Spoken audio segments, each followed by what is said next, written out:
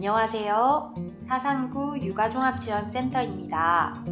사상구 육아종합지원센터에서는 보육교직원 법정 이수교육과 관련하여 현장의 혼선을 줄이고자 2022년 안전교육 알림이 사업을 시행합니다.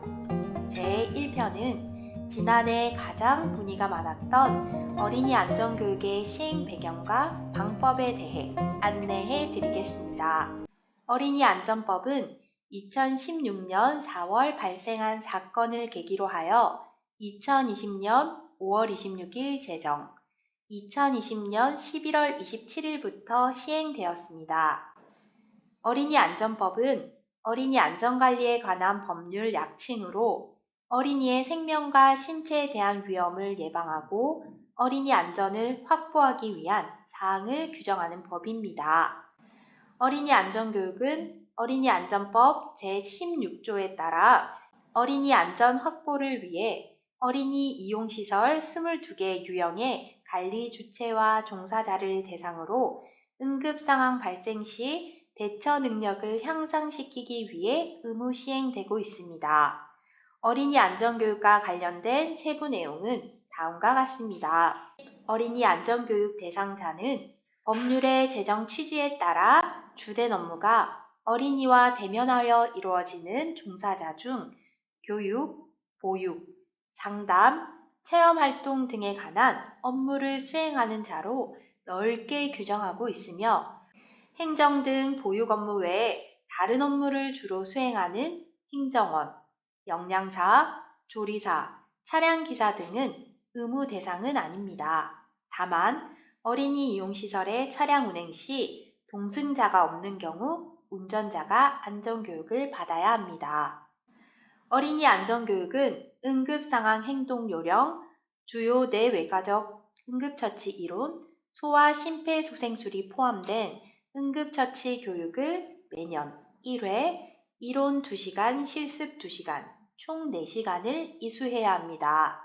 교육 시기는 해당 업무를 수행하게 된 날로부터 3개월 이내 최초 교육을 이수해야 하며 2021년은 특례 적용으로 2021년 12월 31일까지 이수가 가능합니다.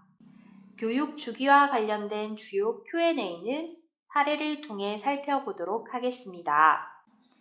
첫 번째는 기존 교육 수료자 관리와 관련된 사례입니다. 2021년 3월 1일 교육을 받은 보육교직원은 1년 6개월이 지난 2022년 9월 1일에 교육을 이수하는 것도 가능합니다.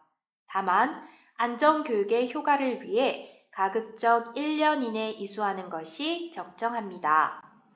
두 번째, 신규 입사자 교육 관리 사례입니다. A 기간에 2021년 5월 입사한 종사자 B가 입사 전인 2021년 3월에 안전교육을 받은 경우는 종사자 B는 2021년도 안전교육을 이수한 것으로 인정이 됩니다. 어린이 안전교육은 전문 인력과 시설, 장비를 갖추고 행정안전부가 지정하는 전문기관에서 받아야 하며 어린이 안전교육 전문기관의 정보는 행정안전부 홈페이지 뉴스 소식, 새 소식, 알림미다에서 확인 가능합니다.